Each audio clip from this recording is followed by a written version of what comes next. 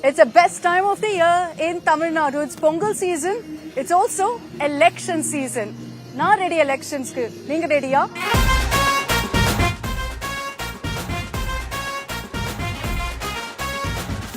And as you can see here on India Today, we're kicking things off with a bang, a beautiful, magnificent Jallikattu bull with me. That's exactly what we're going to be doing over the next few months here on India Today. We're going to be getting you the soul of Tamil culture, of Tamil pride, the civilizational ties of the people of this beautiful state. We're kicking things off with a mega exclusive that's coming up on this broadcast. I'm Akshita Nandagopal. My team and I, over the next few months, will be getting you every single aspect of this thrilling election journey right here on India Today.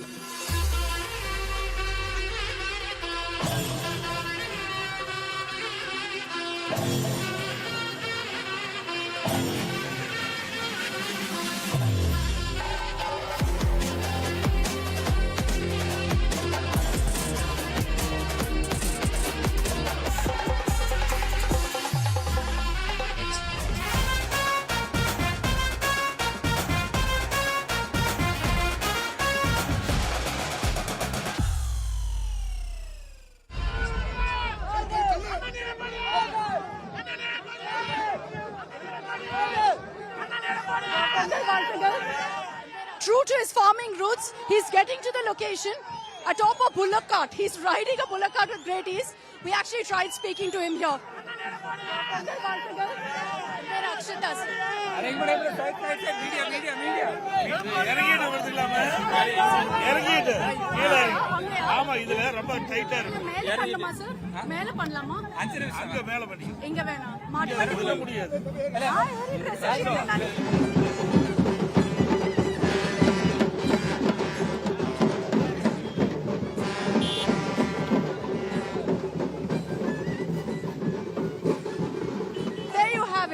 The perfect moment of Edappadi Palaniswamy atop a bullock cart and riding the bullock cart. We'll go to the next location, try to catch him there.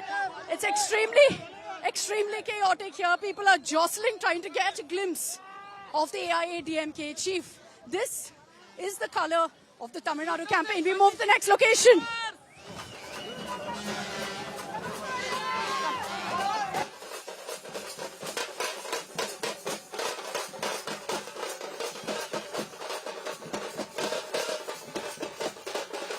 Okay, so it's Pongal and we're joined by Edappadi Palaniswamy here. We've come all the way to Salem to get you this exclusive. Aya, vanakkam. Vanakkam. Mega nandri India Today oda pesuradhukku. Pongal vaalthukal sir. Vaalthukal iniya thai pongal nalvaalthukal. Thank you sir. Thank you. Mega nandri. Sir, usually eppadi da unga pongal irukuma? Adhu கிராம சூழ்ந்த பகுதி இந்த தை பிறந்தால் வழி பிறக்கும். இன்றைக்கு தமிழ்நாடு முழுவதும் இந்த தை பொங்கலை விமர்சனமா கொண்டாடுவாங்க. எல்லா மாவட்டத்திலுமே கொண்டாடுவாங்க. விவசாயிகளுக்கு முக்கிய திருநாள். இந்த திருநாள்ல வந்து மற்ற மகிழ்ச்சியோட இந்த தை திருநாளை கிராமத்துல எழுச்சியா கொண்டாடுறது வழக்கம். அந்த அடிப்படையில் இங்கேயும் கொண்டாடணும். சார், யூஷுவலா நீங்க எப்படி கொண்டாடுவீங்க? இந்த வாட்டி பிரச்சாரம் சைடுல அதனால இந்த மாதிரி ஒரு ஃபங்க்ஷன் இருக்கு. ஆனா யூஷுவலா வீட்ல என்ன பண்ணுவீங்க? ஒவ்வொரு ஆண்டும் அனைத்து இந்திய அண்ணா திராவிட முன்னேற்ற கழகத்தின் சார்பா தை பொங்கல் கொண்டாடுவது வழக்கம். அதே வழியில் இந்த முறையும் நான் கொண்டாடுறோம். நீங்களும் இந்தியா டுடேவும் இதுல வந்து கலந்துருக்கிறீங்க. மிக்க மகிழ்ச்சி. Thank you sir. நமக்கு கூட ரொம்ப ஸ்பெஷலா இருக்கு இது. எல்லா கிராமங்களிலும் எல்லா வீடுகளிலுமே இந்த தை திருநாளை கொண்டாடிட்டு வருவாங்க. தை பொங்கல் இட்டு கொண்டாடுவது வழக்கம். தொடர்ந்து காலகாலமாக தமிழனுடைய பாரம்பரிய விழா இந்த தை திருநாள். நீங்க விவசாயிக இருந்தீங்க, அதனால இன்னும் கொஞ்சம் ஸ்பெஷலா இருக்கா பொங்கல் உங்களுக்கு? விவசாயி மட்டும் இல்ல, ஒட்டுமொத்த தமிழனுடைய திருநாள் தை திருநாள். ஆகவே தமிழர் ஒவ்வொருவரும் இந்த தை திருநாளை குடும்பத்தோடு மகிழ்ச்சியா கொண்டாடுறாங்க. அந்த வகையில நாங்களும் கொண்டாடுறோம். இங்க இருக்கின்ற தமிழ் மக்கள் எங்கெங்கெல்லாம் இருக்கின்றார்கள், அனைத்து தமிழகம் மட்டுமல்ல உலக அளவில் இருக்கின்ற தமிழர்கள் அத்தனை பேருமே இந்த தை திருநாளை மிகச் சிறப்பா எழுச்சியா கொண்டாடுறோம். கொஞ்சம் அரசியல் பேசலாமா சார்? ஓகே, போங்க சார், போங்க. வந்துருங்க.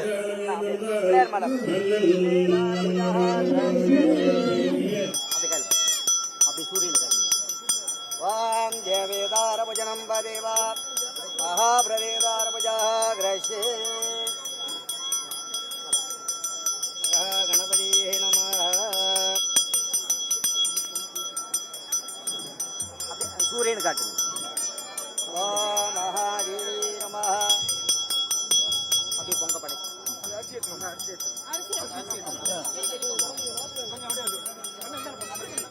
இப்போ அரிசியை பத்தி பேசலாம் சார். பொங்கலுக்கு DMK government Pongal gift hamper announce பண்ணிருக்காங்க. 3000 ரூபாய் 2 கோடி பேருக்கு. இது தேர்தலுக்காக கொடுக்கப்படுகின்ற பொங்கல் பரிசு. இது திமுக மக்கள் மகிழ்ச்சியோட தைப்பொங்கலை கொண்டாடும் என்பதற்காக கொடுக்கல. அப்படி கொடுக்கறதா இருந்தா ஒவ்வொரு ஆண்டும் கொடுத்திருக்க வேண்டும். இந்த ஆண்டு தேர்தலை நோக்கி இந்த பொங்கல் பரிசை கொடுத்திருக்கிறாங்க. இதுவே அனைத்து இந்திய அண்ணா திராவிட முன்னேற்ற கழக ஆட்சி இருக்கின்ற பொழுது கடுமையான கொரோனா காலம், மக்கள் பாதிக்கப்பட்டாங்க. அந்த பாதிப்பு இருக்கின்ற காலகட்டத்தில் தை பொங்கல் வந்தது. அப்ப எல்லா இல்லங்களிலும் தை பொங்கல் பொங்க வேண்டும் என்ற காரணத்திற்காக ஒவ்வொரு குடும்ப அட்டைக்கும் 2500 ரூபாய் கொடுத்தோம். ஆனால் திராவிட முன்னேற்ற கழகத்தை பொறுத்த வரைக்கும் வாக்குக்காக இந்த பொங்கல் பரிசை கொடுத்திருக்கின்றார்கள். அதுவும் நாங்கள் அதிமுக ஆட்சிக்கின்ற பொழுது அன்றைய எதிர்க்கட்சி தலைவராக இருந்த ஸ்டாலின் அவர்கள் குடும்ப அட்டைக்கு 5000 ரூபாய் கொடுக்கணும்னு சொன்னார். இன்றைய தினம் அதே வேண்டுகோளை நான் வைத்தேன். இன்றைக்கு கடந்த 5 ஆண்டு காலமாக திராவிட முன்னேற்ற கழக அரசு பொங்கல் பரிசு கொடுக்கவில்லை. இந்த ஆண்டு இதோட ஆட்சி முடிய போகின்றது. இனி திமுக ஆட்சிக்கு வரப்போவதில்லை. அதனால ஏற்கனவே நீங்கள் எதிர்கட்சியில் என்ன கோரிக்கை வைத்தீங்களோ அந்த கோரிக்கையின்படி ஒவ்வொரு குடும்ப அட்டைக்கும் தைப்பொங்கல் பரிசாக 5000 ரூபாய் வழங்க வேண்டும் என்று கோரிக்கை வச்சேன். ஆனா 3000 ரூபாய் தான். ஆனா இப்போ இந்த தேர்தல் டைம்ல சார் கேம் சேஞ்சர் மாதிரி சொல்றாங்க. அதனால இன்னும் நிறைய ஓட்டு வருவாங்கன்னு. அப்படி இருந்தா அதுக்கு எப்படி கவுண்டர் பண்ணுவீங்க? அதாவது நாங்க குடும்ப அட்டைக்கு 2500 ரூபாய் கொடுத்தோம். பொங்கல் பண்டிகை மட்டும் இல்ல, மக்கள் அந்த காலகட்டத்தில் கொரோனா காலத்துல வேலை இல்லாம மக்கள் கடுமையா பாதிக்கப்பட்டாங்க. தை பிறந்தால் ஒளி பிறக்கும், தமிழனுடைய திருநாள் தை திருநாள். அந்த காலகட்டத்தில் கிராமத்திலிருந்து நகரம் வரை தை பண்டிகை வருஷமா கொண்டாடுறாங்க. அந்த காலகட்டத்தில் அவருக்கு வேலை இல்லாம கடுமையான நெருக்கடி இருக்கின்ற பொழுது எல்லா குடும்பங்களிலும் அந்த இல்லங்களில் தைப்பொங்கல் பொங்க வேண்டும் என்பதற்காக கொடுத்தோம். ஆனா இன்னைக்கு திமுக அப்படி கொடுக்கலையே. அவர்கள் வாக்குகளை நோக்கி கொடுத்திருக்காங்க. அது எடுபடாது. மக்களுக்கு ஞாபகம் இருக்கா நீங்க கொடுத்தீங்கன்னு? அது வருஷம் முன்னாடி. இப்ப கூட ஞாபகம் இருக்கு? அப்படி கிடையாது. கஷ்டத்துல இருக்கும்போது கொடுத்தா தான் அதுக்கு பலன் கிடைக்கும். Covid time. ஆமா, கோவிட் டைம். இன்னைக்கு அப்படிப்பட்ட ஒரு சோதனையான காலகட்டத்துல மக்களுக்கு வேலையே இல்லாம வருமானமே இல்லாத அந்த காலகட்டத்துல எல்லா இல்லங்களிலும் தைப்பொங்கல் பொங்க வேண்டும் என்ற அடிப்படையில நாங்க பொங்கல் பரிசு ஒவ்வொரு குடும்பத்துக்கும் 2000 ரூபாய் கொடுத்தோம். ஆனா திமுக அப்படி இல்ல, வருகின்ற சட்டமன்ற தேர்தலை எதிர்நோக்கி பொங்கல் பரிசு கொடுக்கிறார். எங்கள் நல்ல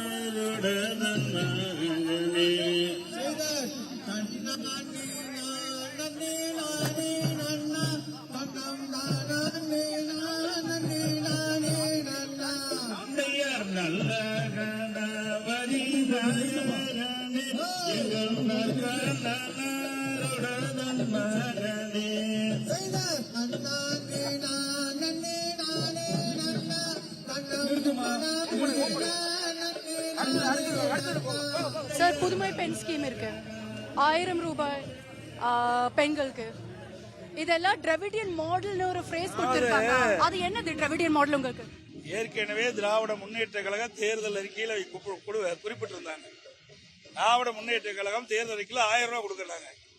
அனைத்து இந்திய அண்ணா திராவிட முன்னேற்ற கழக தேர்தல் அறிக்கையில 1500 ரூபாய் குடும்ப அட்டையில் இருக்கின்ற நம்முடைய குடும்ப தலைவர்களுக்கு மாதந்தோறும் 1000 ரூபாய் உதவித்தொகை கொடுக்கணும்.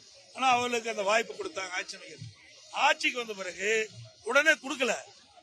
28 மாதம் கழிச்சு அதிமுகவுடைய அழுத்தம் சட்டமன்றத்தில் தொடர்ந்து அழுத்தம் கொடுத்தோம். பிரதான எதிர்கட்சி முறையில ஊடகத்தின் வாயிலாக அழுத்தம் கொடுத்தோம்.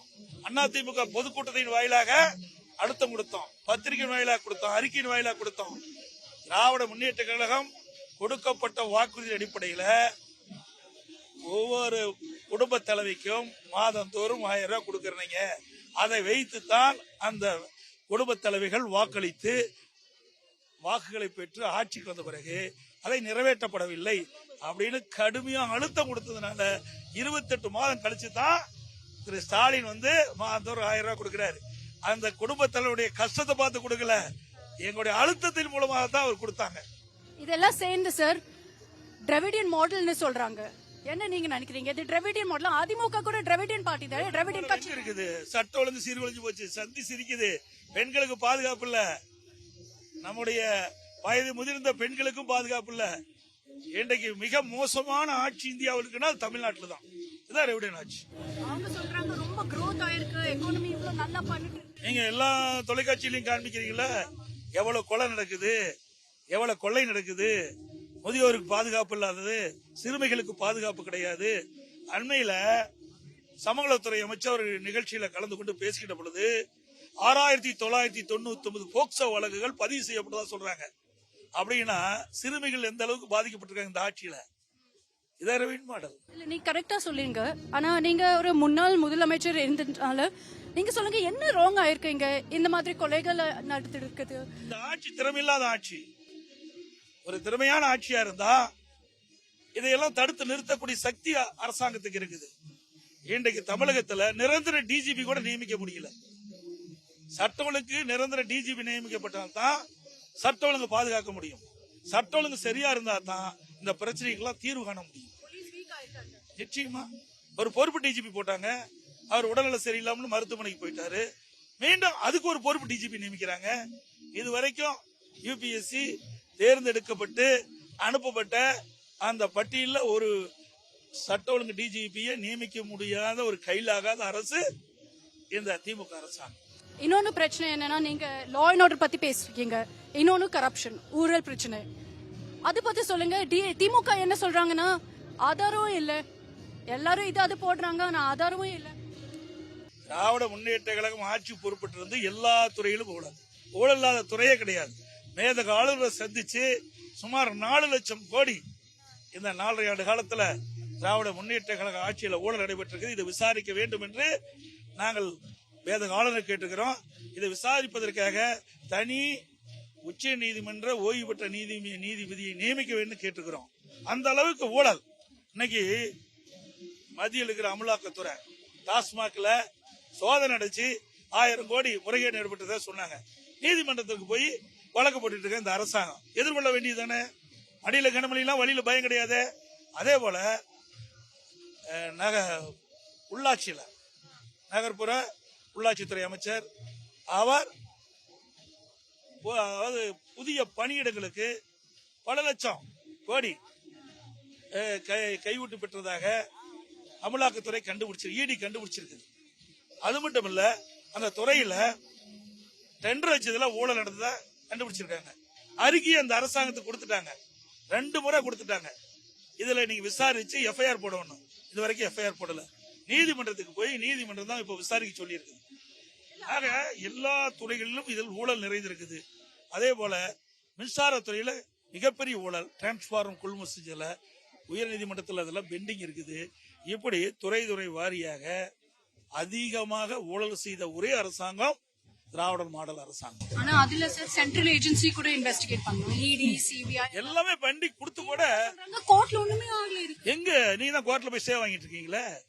ஏன் நான் என் மேல வழக்கு போட்டாங்க, நான் நீதிமன்றத்தில் வழக்கு நடத்தணும்ல. நான் வழக்கு நடத்தினேன், வழக்கு போட்டீங்க வழக்கு வாபஸ் பெறணும்னு சொன்னாங்க ஆர் எஸ் பாரதி. நான் நடத்துறேன்னு சொன்னேன். அது மாதிரி துணிவு இருந்தா நடத்த வேணும்ல. இதெல்லாம் நிரபராதி இல்ல, ஏன் பயப்படுறாங்க? உங்க மேல கூட பண்ணிருக்காங்க. ஆமா, 4800 கோடி நான் முதலமைச்சர் இருந்த போது 4500 கோடி நெடுஞ்சாலைத்துறை ஊழல் சொல்லி இது ஆர் எஸ் பாரதி வந்து ஒரு டிவிஸ்ல கொடுத்து பிறகு நீதிமன்றத்தில் போய் ஆணை வாங்கி அதை வந்து சிபிஐ விசாரிக்க வேண்டும் இங்க இருக்கிற நீதியரசர் சொல்லி பிறகு உச்ச நீதிமன்றம் போய் மேடம் ஆளுங்கட்சியா பிறகு அதை விசாரிக்க வேண்டும் வந்து அப்போ யார் வழக்கு போட்டாங்களோ அவர்களே திரும்ப போறேன்னு சொன்னாங்க. நான் இல்ல நடத்துறேன்னு சொன்னேன். ஏன்னா இது வரைக்கும் பேசுனதெல்லாம் 4800 கோடி எடப்பாடி பழனிசாமி ஊழல் செய்தார் பேசி மக்களிடத்துல பரப்பிடுது. சட்டமன்றத்தில் இன்றைய முதலமைச்சர் பதிவு செஞ்சு விட்டார். அப்ப இந்த கேஸ்ல நான் விடுதலை வந்தா தான், நிரபராதி வந்தா தான் அதெல்லாம் நியாயம் நிரூபணம் செய்ய முடியும். அதனால நான் நீதிமன்றத்தில் வழக்கு நடத்துன்னு சொல்லி நிரபராதின்னு வந்திருக்கிறேன். ஹைகோர்ட் மட்டும் இல்ல, சுப்ரீம் கோர்ட்டுக்கு அப்பீல் பண்ணாங்க. சுப்ரீம் கோர்ட்லயும் நான் நிரபராதின்னு வெளியில வந்து மக்கள்கிட்ட நிரூபிச்சு கேட்டிருக்கேன். அது மாதிரி திராவிட முன்னேற்ற கழக ஆட்சியில ஊழல் செய்யவில்லை என்றால் இன்றைக்கு மத்திய அரசு ஈடி கொடுக்கப்பட்ட அந்த அடிப்படையில் அந்த சார் சம்பந்தப்பட்ட துறையில் இருக்கிற அமைச்சரோ இல்லை அதிகாரிகள் மீதோ எஃப்ஐஆர் போட்டு ஏன் வழக்கை எதிர்கொள்ள முடியல? பயம். ஊழல் செஞ்சுட்டாங்க. டாஸ்மாக்ல ஏன் ஓடி போய் நீதிமன்றத்துக்கு போய் முறையிடுறாங்க? பயம். ஊழல் செஞ்சுட்டாங்க. அப்படி கிடையாது. விசாரணை தான் நான் மேற்கொள்ள சொல்றேன். விசாரணையில தான் யார் ஊழல் செஞ்சாங்க என்பது தெரிய வரும்.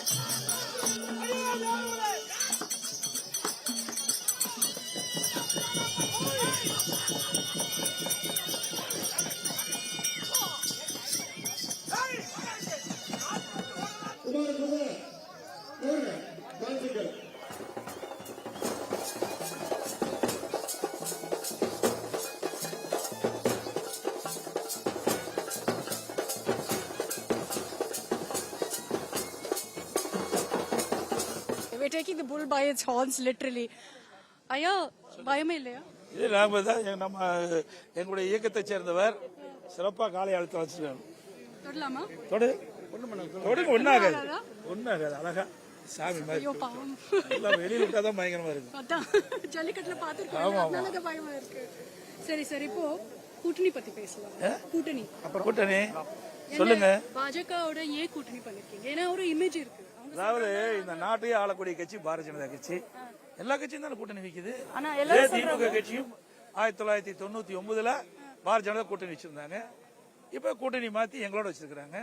2001 திமுக பாஜக சட்டமன்ற தேர்தல் சந்திச்சது. அவர்கள் கூட்டணி வச்சா நல்லா இருக்குன்னு சொல்றாங்க. நாங்க கூட்டணி வச்சா தவறுங்கிறது எந்த விதத்துல சரி? தேர்தல் நேரத்தில் வருகின்ற பொழுது வாக்கு ஒவ்வொரு கட்சிக்கும் ஒரு குறிப்பிட்ட வாக்கு சதவீதம் இருக்குது. அந்த வாக்குகளை பெறுவதற்காக கூட்டணி அமைக்கிறோம். தீய சக்தி திமுகவை அகற்றப்பட வேண்டும். அந்த ஒத்த கருத்துடைய கட்சிகளாம் நாங்கள் ஒன்றாக இணைந்து இந்த தேர்தலை சந்திக்கிறோம். எல்லாரும் கூட ஃபைட் பண்ணீங்கன்னு சொல்றீங்க. கூட இல்ல, அதாவது ஒரு மோசமான ஆட்சி தமிழகத்தில் நடந்துகிட்டு இருக்குது. இந்த ஆட்சி அகற்ற வேண்டும் என்று மக்கள் முடிவு செய்து விட்டார். நீங்க ஆந்திர பிரதேசல பாத்தீங்கல்ல, எல்லாரும் ஒரு சைடு, ஜெகன் ஒரு சைடு. அதே மாதிரி அப்படியெல்லாம் இங்க கிடையாது. அந்த பக்கமும் இருக்குல்ல, திமுக பக்கம் காங்கிரஸ், விடுதலை சிறுத்தை, கம்யூனிஸ்ட் கட்சிகள் இருக்குது. அதே போல எங்க தரப்புலையும் அண்ணா திமுக, பாரதிய ஜனதா, அப்புறம் பாட்டாளி மக்கள் கட்சி, இப்படி தேசிய ஜனநாயக கூட்டணியில் சில கட்சிகள் அங்கம் வச்சது. அந்த கட்சிகள் எல்லாம் இணைந்து இருக்குது. ஆக அனைத்து இந்திய அண்ணா திராவிட முன்னேற்ற கழக தலைமையில தேசிய ஜனநாயக கூட்டணி இணைந்து மிகப்பெரிய வெற்றி பெறும். ஆனா யூசுவலா தேர்தல்ல தமிழ்நாடுல திமுக அதிமுக இது ரெண்டு ஃபைட் தான் இருக்கும். திமுக திமுக இரண்டுக்கு தான் உள்ள போட்டி. இல்ல இந்த வாட்டி மூணாவது ஃபேக்டர் இருக்கா? மூணாவது பாட்டி நீங்க தான் சொல்லிட்டு இருக்கீங்க. ஆனா களத்துல என்ன அவங்களுக்கு சந்திக்கவே இல்லையே. களத்துல சந்திச்சா தான் அவர்களுக்கு எவ்வளவு வாக்கு சதவீதம் கிடைக்கும். ஆனா ஏற்கனவே பலமுறை அதிமுக திமுக களத்துல சந்திச்சிருக்குது. நாடாளுமன்ற தேர்தலும் சரி, சட்டமன்ற தேர்தலும் சரி, உள்ளாட்சி தேர்தலும் சரி, கூட்டுறவு தேர்தலும் பலமுறை சந்திச்சு வெற்றி வாய்ப்பு பெற்றுக்கிறோம், வெற்றி வாய்ப்பு இழந்திருக்கிறோம். இதுதான் நிலைமை தமிழகத்தை. இந்த முறை பொறுத்து, இந்த வருகின்ற சட்டமன்ற தேர்தலை பொறுத்த வரைக்கும் அனைத்து இந்திய அண்ணா திராவிட முன்னேற்ற கழகம் தேசிய ஜனநாயக கூட்டணி இணைந்து இன்னைக்கு மிகப்பெரிய வெற்றி பெறும் தமிழகத்துல. ஏன்னா தமிழக மக்கள் மிகப்பெரிய கொந்தளிப்போடு இருக்கிறாங்க, மிகப்பெரிய வெறுப்போடு இந்த ஆட்சி மேல் இருக்குது. இந்த வெறுப்பு தான் எங்களுடைய ஆட்சி அமைப்பதற்கு அடித்தளம். இல்ல அதான் ப்ராப்ளம் இல்ல சார். இப்போ நீங்க கூட அந்த வெறுப்பு இருக்கு இங்க தமிழ்நாட்டுல, மக்களிடத்துல இருக்குது, கொந்தளிப்பு இருக்குது. எல்லா தரப்பும் போராட்டம் பண்றாங்க. அரசு ஊழியர்கள் போராட்டம், விவசாயிகள் போராட்டம், செவிலியர்கள் போராட்டம், பகுதி ஆசிரியர்கள் போராட்டம், இப்படி டாக்டர்கள் போராட்டம், இப்படி தமிழகம் போராட்ட களமா மாறிட்டது. ஒட்டுமொத்த மக்களுடைய எதிர்ப்பை இந்த அரசுக்கு வெளிப்படுத்திட்டு இருக்கிறாங்க.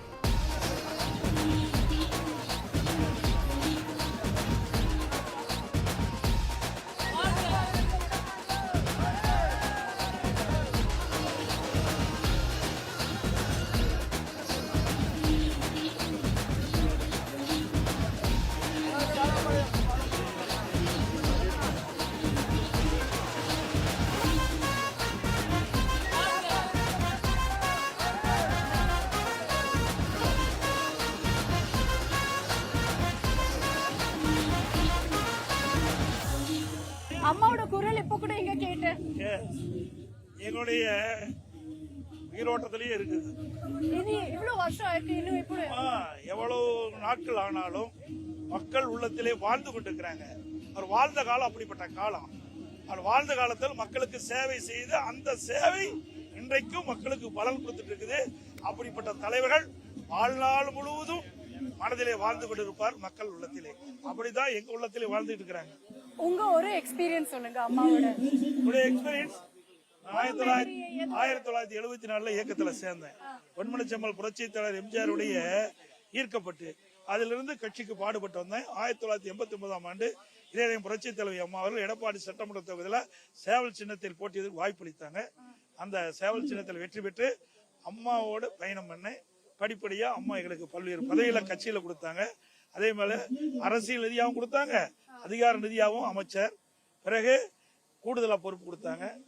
பிறகு அம்மா மறைவுக்கு பிறகு எங்களுடைய சட்டமன்ற உறுப்பினர்கள் பெரும்பாலான சட்டமன்ற என்னைய முதலமைச்சரா தேர்ந்தெடுத்தாங்க. மக்கள் ஆதரவு கொடுத்தாங்க. எங்களுடைய கட்சி நிர்வாகிகள் தொண்டர்கள் ஆதரவு கொடுத்தாங்க. சிறப்பான ஆட்சியை 4 ஆண்டு 2 மாத காலம் மக்களுக்கு தந்தோம். எங்களுடைய ஆட்சி காலம் பொற்கால காலம். எங்களுடைய ஆட்சி பொற்கால ஆட்சி.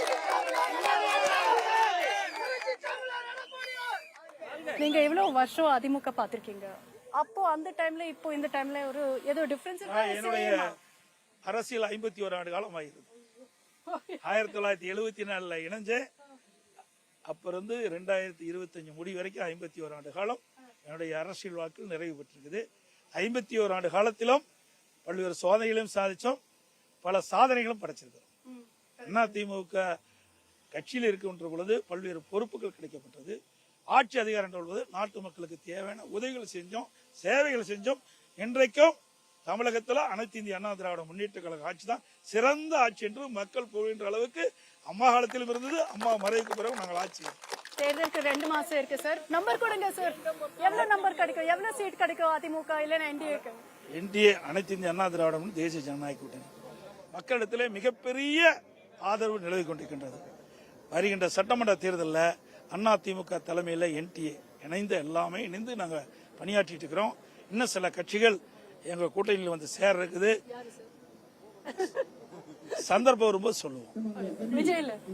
சந்தர்ப்பம் வரும்போது சொல்லுவோம். அது யார் வருவாங்கன்னு இப்ப சொல்ல முடியாது. எங்களை பொறுத்தவரை சில கட்சிகள் எங்களோடு வந்து இணைவதற்கு பேச்சுவார்த்தை நடத்தி கொண்டிருக்கிறார்கள். நிச்சயமாக பலம் பொருந்திய கூட்டணி எங்களுடைய கூட்டணி. வருகின்ற சட்டமன்ற தேர்தலில் சுமார் 210 இடங்களில் வென்று அதிமுக ஆட்சி அமைக்கும்.